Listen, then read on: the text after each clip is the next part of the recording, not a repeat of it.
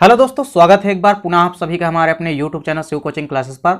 और दोस्तों यहाँ पे आज की इस वीडियो हम क्लास 11 बायोलॉजी एनसीईआरटी यूनिट 1 के देखे जो भी इंपॉर्टेंट वस्तुनिष्ठ या ऑब्जेक्टिव प्रश्न है और उसके आंसर यहाँ पे हम आपको कराएंगे इस वीडियो में। तो आइए सीधे वीडियो को स्टार्ट करते हैं। देखिए दोस्तों, पहला क्वेश्चन क्या है कि जो हरे शैवाल यानी ग्रीन एल्गी जो होते हैं इनमें संचित भोजन होता है। देखिए जो भोजन संचित होता है ग्रीन एल्गियों में वो किसके रूप में संचित होता है, ये यहाँ पे पूछा गया है। तो इसका राइट आंसर क्या हो जाएगा? स्टार्च। ठीक है, स्टार्च जिसको कि हम मंड भी बोलते हैं। तो स्टार्च या मंड के रूप में ग्रीन एल्गी में जो भी भोजन संचित होते हैं वो होते हैं किसके फॉर्म में? स्टार्च के फॉर्म में। इसके बाद देखिए नेक्स्ट क्वेश्चन क्या है कि पादप जगत का उभयचर कहा जाता है यानी एम्फीबियंस ऑफ प्लांट किंगडम।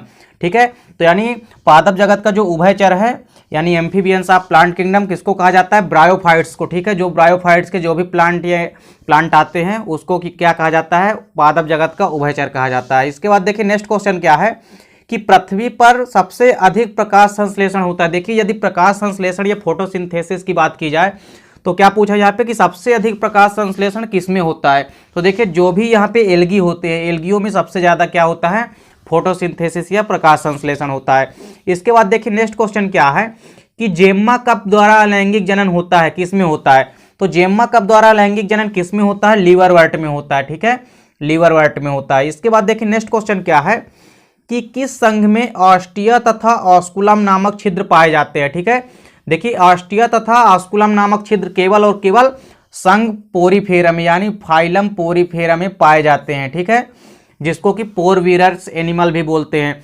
इसके बाद देखिए नेक्स्ट क्वेश्चन क्या है, स्वच्छ जलीय स्पंज होता है। ठीक है, ऐसा स्पंज जो स्वच्छ जल में पाया जाता है। ठीक है, यानी फ्रेश वाटर में पाया जाता है उसका नाम क्या है? तो उसका राइट आंसर क्या है? यूस्पांजिया। ठीक है, जो यूस्पांजिया होती है यह स्वच्छ जलीय स्पंज होता है। इसके बाद देखिए नेक्स्ट क्वेश्चन क्या है कि किस संघ में पॉलिप तथा मेड्यूसा अवस्थाएं पाई जाती है? ठीक है, ये भी क्वेश्चन बार बार पूछा जाता है। देखिए पॉलिप तथा मेड्यूसा ये अवस्था केवल और केवल सीलेंट्रेटा समूह में पाई जाती है। और बेसिकली यदि देखा जाए तो सीलेंट्रेटा समूह का जो ओबेलिया होता है, ठीक है, ओबेलिया या जेलीफिश जिसको कहते हैं, तो ओबेलिया में ही क्या होता है? पॉलिप तथा मेड्यूसा जो है ये दोनों अवस्थाएं जो है वो पाई जाती है।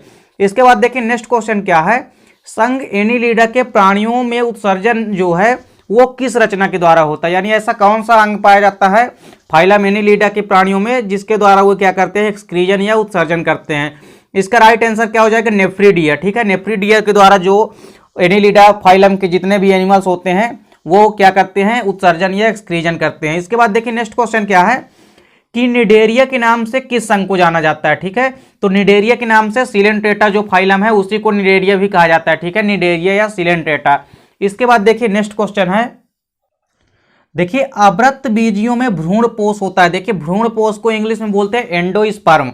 तो देखिए जो एंजियोस्पर्म यानी कि अवृत बीजी जो पादप होते हैं इनमें भ्रूणपोष हमेशा कैसा होता है? ट्रिप्लॉइड यानी कि त्रिगुणित होता है। ठीक है, जाइगोट जो होता है वो कैसा होता है? द्विगुणित होता है। आपको कंफ्यूज नहीं होना है और यह क्वेश्चन बार बार पेपर में पूछता है। ठीक है, जो अवृत बीजी पादप है यदि एंडोस्पर्म पूछता है तो एंडोस्पर्म कैसा होता है? त्रिगुणित होता है क्योंकि यह त्रिसंयोजन के फलस्वरूप बनता है। और जो जाइगोट बनता है, ठीक है, या युग्मनज जो बनता है वो क्या होता है? द्विगुणित होता है क्योंकि वह आपस में दो गैमीटों के मिलने से बनता है। इसके बाद देखिए नेक्स्ट क्वेश्चन क्या है, बेंथम हुकर द्वारा प्रतिपादित वर्गीकरण है। देखिए जो बेंथम एवं हुकर के द्वारा वर्गीकरण प्रतिपादित की गई वो कौन सी वर्गीकरण है? तो वो नेचुरल यानी कि प्राकृतिक वर्गीकरण है। ठीक है, इसके बाद देखिए नेक्स्ट क्वेश्चन क्या है, चाय का लाल कीट रोग होता है किसके कारण? देखिए जो चाय में लाल कीट रोग होता है यह बेसिकली एक प्रकार के एल्गी के द्वारा होता है। ठीक है, इसका राइट आंसर क्या हो जाएगा? शैवालों के द्वारा। तो जो चाय में लाल कीट रोग होता है ये किसके कारण होता है? शैवाल के द्वारा होता है। इसके बाद देखिए नेक्स्ट क्वेश्चन क्या है, सभी शैवालों में पाया जाता है। देखिए ओवरऑल यदि पूरे के पूरे शैवालों में यदि हम बात की जाए, ठीक है, बेसिकली जो भी एल्गी हैं उनमें दो चीजें कॉमन रूप से पाई जाती है, एक तो है क्लोरोफिल ए और दूसरा क्या है? कैरोटीन। ठीक है, तो इसका राइट आंसर क्या हो जाएगा? क्लोरोफिल ए और कैरोटीन। देखिए नेक्स्ट क्वेश्चन क्या है कि पक्षियों का जो हृदय होता है, ठीक है, यानी जो जितने भी बर्ड्स हैं जिनके ए समूह को हम एप्स बोलते हैं। ठीक है, तो यानी एप्स के पूरे समूह जो हैं तो किसी भी प्रकार की चाहे वो एप्स हो तो एप्स में जो हृदय होता है वो हार्ट होता है जो उसमें कितने चैम्बर या कक्ष होते हैं? तो जो पक्षियों का हृदय होता है उसमें 4 कक्ष ही होता है। ठीक है, यानी 4 चैम्बर होता है जैसा कि स्तनी या मैमल्स में होता है। मैमल्स और स्तनियों में कैसा होता है, जो हृदय होता है वो 4 कक्षीय होता है। इसके अलावा यदि मछलियों में देखें तो हृदय कैसा होता है, 2 कक्षीय होता है यानी 2 चैम्बर्ड होता है। और एम्फीबियंस यानी उभयचर में यदि बात की जाए तो हृदय कैसा होता है, 3 चैम्बर्ड होते हैं यानी 3 कक्ष होते हैं। इसके बाद देखिए नेक्स्ट क्वेश्चन क्या है, जो स्टार फिश है, स्टार फिश को किस संघ में रखा गया है। ठीक है, स्टार फिश जिसको कि तारा मछली बोलते हैं, यह 5 भुजी होती है बेसिकली, और इसको किस संघ में रखा गया है, इसका राइट आंसर क्या हो जाएगा, इकाइनोडर्मेटा में। ठीक है, इसको किस में रखा गया है, इकाइनोडर्मेटा में रखा गया है। इसके बाद देखिए नेक्स्ट क्वेश्चन क्या है, नोटोकार्ड का गुण पाया जाना किस संघ का प्रमुख लक्षण है। देखिए नोटोकार्ड आपसे पूछे या नर्व कार्ड पूछे या आपसे फेरेंजर गिल्स पूछे, यदि ये तीनों किसी भी पार्ट में प्रेजेंट है या किसी भी एनिमल्स में, तो सीधे सीधे वो किसका है, फाइलम कार्डेटा, जो कि सबसे विकसित संघ कहलाता है। तो ये सभी नोटोकार्ड जो होता है ये बेसिकली केवल कार्डेटा संघ के प्राणियों में ही पाया जाता है। तो इसका राइट आंसर क्या हो जाएगा, कार्डेटा। इसके बाद देखिए नेक्स्ट क्वेश्चन क्या है, स्पंजों में अलैंगिक जनन पाया जाता है। ठीक है, जो स्पंज होते हैं, स्पंजों में जो अलैंगिक जनन या असेक्सुअल रिप्रोडक्शन है वो किसके थ्रू पाया जाता है। तो इसका राइट आंसर क्या हो जाएगा, मुकुलन के द्वारा या बडिंग के द्वारा या गैमूल या जेमूल द्वारा। ठीक है, कभी कभी उनमें जैमूल का निर्माण होता है और उससे फिर अलग होकर के एक नए जीव का निर्माण हो जाता है या नए पादप का निर्माण हो जाता है। तो इस प्रकार से जो अलैंगिक जनन है स्पंजों में वो मुकुलन के द्वारा होता है या कि जैमूल निर्माण के द्वारा होता है। इसके बाद देखिए नेक्स्ट क्वेश्चन क्या है, कोशिकीय स्तर का संगठन किस संघ के जंतुओं में देखा जाता है। ठीक है, सेलुलर लेवल का, यानी कैसा, कोशिकीय स्तर का, यानी सेलुलर लेवल का। तो कोशिकीय स्तर का जो संगठन है या ऑर्गेनाइजेशन होता है वो केवल और केवल फाइलम प्रोटोजोआ के जंतुओं में देखा जाता है। ठीक है, तो प्रोटोजोआ क्या हो जाएगा इसका राइट आंसर। इसके बाद देखिए नेक्स्ट क्वेश्चन है, कोएनोसाइट कोशिकाएं पाई जाती है। ठीक है, देखिए कोएनोसाइट की कोशिकाएं जो पाई जाती है इसका राइट आंसर क्या हो जाएगा, पोरीफेरा में। केवल और केवल पोरीफेरा के जंतुओं में ही कोएनोसाइट कोशिकाएं जो है वो प्रेजेंट होती है।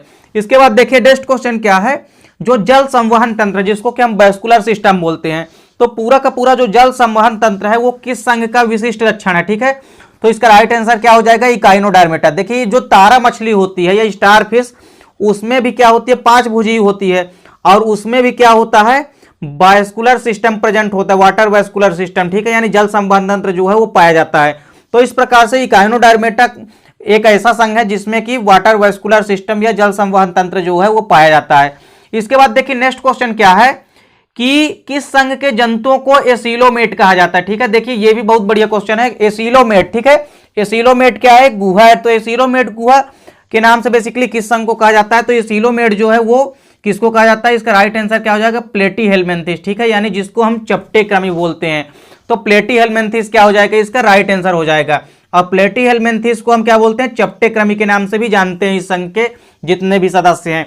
इसके बाद देखिए नेक्स्ट क्वेश्चन क्या है कि कसाब युक्त कालर कोशिकाएं विशेषताएं हैं। ठीक है, ये बताना है आपको कि जो कसाब युक्त कालर कोशिकाएं होती है वो बेसिकली किस संघ का विशिष्ट लक्षण है। तो इसका राइट आंसर क्या हो जाएगा, पोरीफेरा।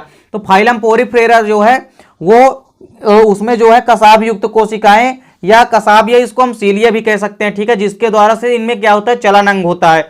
तो कसाब युक्त जो कालर कोशिकाएं होती है ये केवल और केवल पोरीफेरा संघ की विशेषताएं होती है। इस प्रकार दोस्तों यहाँ पे हमने आपको यूनिट 1 के जो भी इंपॉर्टेंट वस्तुनिष्ठ हैं ये इसका पार्ट 1 है। इसके बाद आपको इसका पार्ट 2 भी मिलेगा। ठीक है, जिसमें 20 क्वेश्चन आपको मिलेंगे। इस प्रकार दोस्तों उम्मीद करता हूं वीडियो आपको अच्छी लगी होगी। दोस्तों यदि वीडियो आपको अच्छी लगे तो लाइक कीजिए और कमेंट कीजिए, साथ ही साथ अपने दोस्तों को भी शेयर कीजिएगा। मिलते हैं दोस्तों नेक्स्ट वीडियो में, तब तक के लिए जय हिंद, वंदे मातरम।